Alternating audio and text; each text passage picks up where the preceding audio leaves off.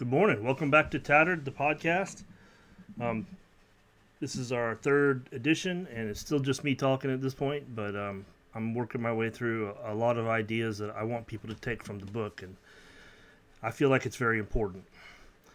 I think the first thing I want to talk about today is what happens after that critical incident. You know, we train officers for the call, for the stress, for the activity, and we try to give them ways to cool off, to come down, the confrontation, but we don't really prepare them for what happens afterwards. We teach them what to say in court. We don't teach them what to say to their family.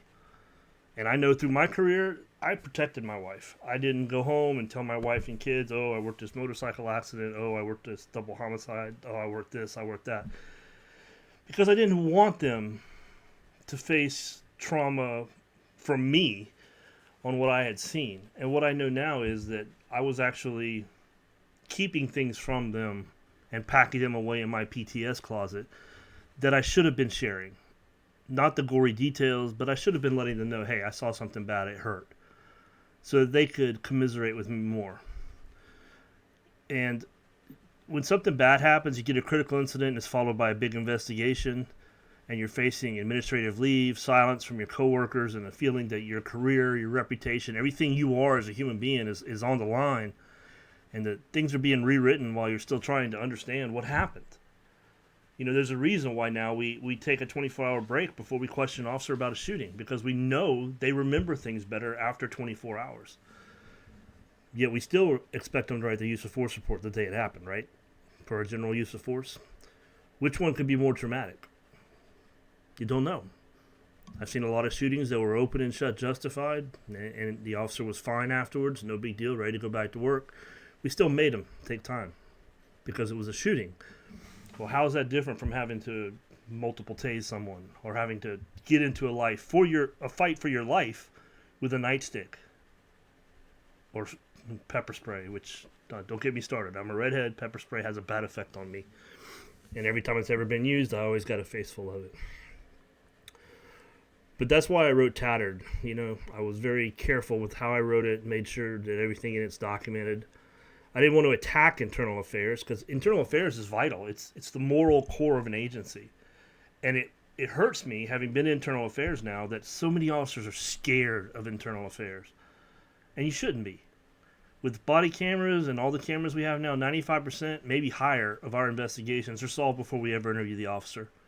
We watch the video, we say, yep, this person made an allegation that's not right. We interview the officer because we have to do an investigation, but we already know the outcome because we've watched the video. And more than once did I call a complainant and say, would you like to come watch the video? And have them hang up on me because they didn't realize that we had video of the true nature of the call or what the officer actually did. Internal affairs is the moral core of an agency, and if people are afraid of it, that's a problem. They should view it as part of the job, fair shake, I did everything right, I have nothing to worry about.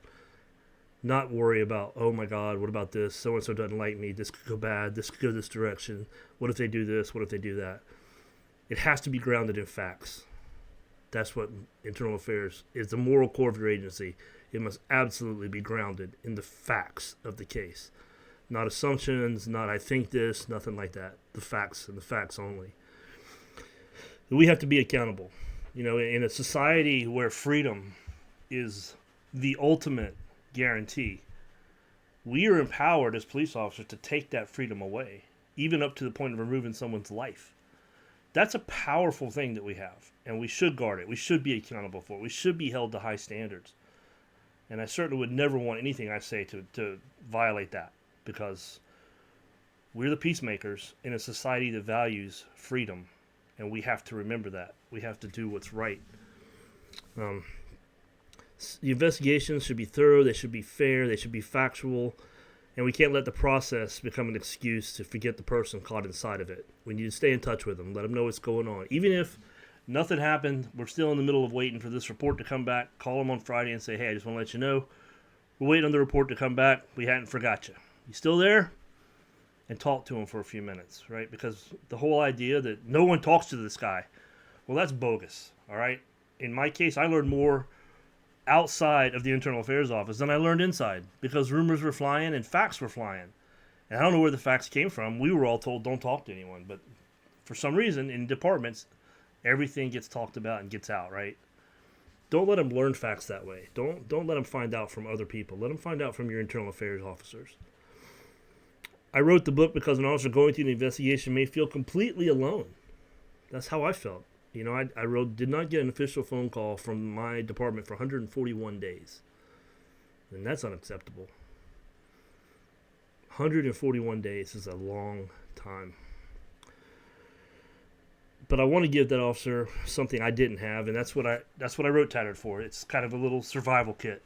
All right, it's a way to prove the sun's going to rise tomorrow, that this is going to end. It's not going to last forever, to help them get through.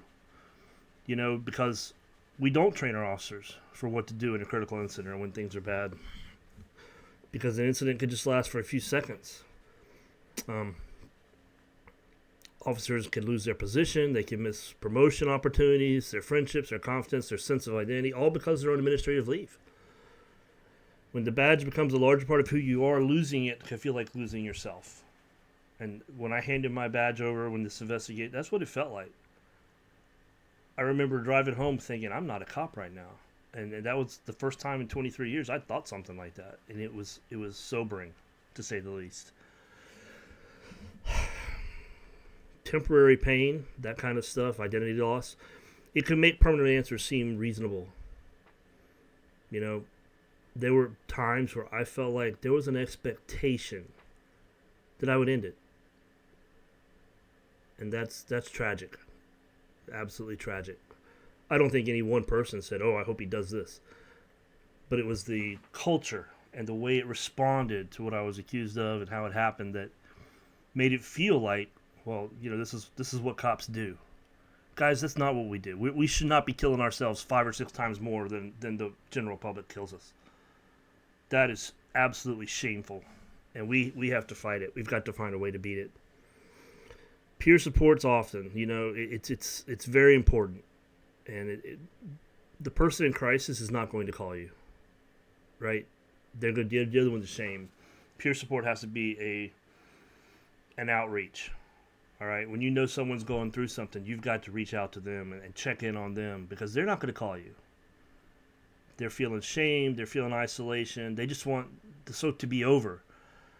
So if you're on peer support and you've got somebody going through something, talk to your peer support leader. Make sure they know you're calling and say, hey, I'm going to call. I'll be the designated go-to for this guy while he's going through this, and call. You don't have to talk about the case. In fact, I would say don't talk about the case. Let them vent. Let them know that someone at the department still cares about them and is worried about them and wants to see them get through this. Because temporary pain can make long-term solutions seem reasonable. And we're cops. We do what's reasonable, right? Always call twice. Ask twice. If they don't answer the phone, leave a message. Call back later. Because they may not answer the phone. They might not want to talk right then. They may be going through something. You know, they're dealing with their families and trying to explain this stuff over and over again. And frankly, after a while of explaining to people what had happened, I got tired of talking about it. Even now, when I do another podcast and we go through the incident, it's almost rote at this point. I've talked about it so many times that this is what happened. They ask a question, I answer it. It's, you know, I know it inside and out, and it's hard. You know, it takes a lot out of me when I talk about it because it wasn't a good time in my life. Remember, if they say I'm fine, beginning of the conversation, not the end.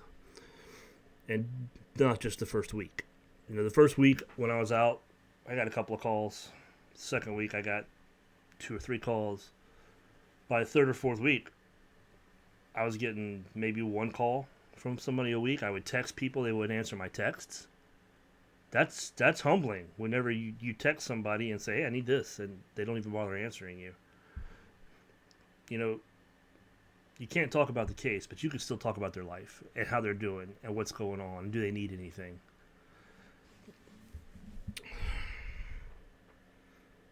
And remember to watch the headlines because things hit the headlines at weird times. You know, in my case, the only thing that ever really made the news was the fact that they fired me and another officer.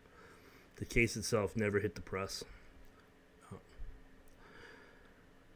Chiefs and supervisors, leadership's not tested when the answer's easy. Leadership is servantship, and if you're not reaching out to serve your people, then you're not a leader. Leadership's tested when there's pressure from the media, from the public, from your command, from the organization, from politics. That's when leadership's tested. That's when you will find out who your police chief truly is. And if you got one that stands up and says, wait, I'm investigating it, let it take its course. And he comes back and says later, use of force is never pretty, but my officer did what he had to do. Then you've got a good chief. You've got somebody who understands, who's been there. Truth over optics all the time. You've got to go with evidence. You can't go with assumption or what people think happened. The process matters, but don't get so mired in process you forget there's an officer at the end of that process that's sitting at home right now, maybe staring at his gun. You can conduct a legitimate investigation without ever isolating or dehumanizing the officer. Don't forget them. They're there. And they're human beings too. Not only that, they're also American citizens, and they have a lot of rights, as we know well in law enforcement. Don't take their rights away. These are the guys who protect rights. They have more accountability than anyone else. And if we take their rights away, then what does that say about us when it comes to the general public? Silence is a leadership decision. Saying nothing, doing nothing, not getting involved, that's a decision. And leadership is making a decision before silence makes it for you. Because silence will make a decision. And if you say nothing, that's what you're letting happen. Supporting an officer doesn't mean prejudicing or prejudging the investigation. The investigation has to go its way. Officers do things that are wrong. We discipline our children. Why? Because we love them. Discipline is done out of love. And if an officer sees it that way, that, yeah, I made a mistake. Most of the time, a good officer is going to say, yeah, I screwed up. Had that happen in IA all the time. Yep, I did it. Tell me what my punishment is, and I got nothing. Because they recognize the discipline is coming out of love. It's a training thing. We want them to be a better officer. We want them to improve. And if discipline comes from love and from an aspect of training and not from throwing somebody in a trash can, then it will be accepted better by the officers. They will understand it. And there's nothing more powerful than an officer coming back from a few days off, going to the squad room, and everybody says, man, what happened? Dude, I screwed up. I made a mistake. They gave me 2 days off. It's over. And that's important. It's over. Discipline can't hang over their head for years. Once it's done and the discipline's done, it's over. We move forward, and now we're a team again. We're a family again. That's how you make discipline part of training, not something that people dread and are afraid of. People that are afraid of their chiefs and afraid of internal affairs, those are the kind of departments that terrify me a little bit. Because what are they going to do when they're afraid? Nothing. And that's not what we want them to do. We want them to go out there and do the job right. Recovery for me was not a dramatic moment. It was a combination of faith, family, friends who stayed in touch, people who reminded me my life had value, and that even when I struggled to understand it or when I struggled to see it, they kind of conspired to keep an eye on me. They were very worried. I didn't realize at the time how worried, but they were. And eventually that experience became part of my purpose. The hardest chapter of your life does not have to be the final chapter, right? I guess in closing today, I just want to remind you that we need to change our culture. Law enforcement has got to the point where it is easier to throw an officer away than to stand up and say the officer did right, even if it didn't look pretty. And it's time for us to work on that culture a little bit. So stay in the fight. Remember always, we're the peacemakers. That's our job. Then the sun will rise. Thank you.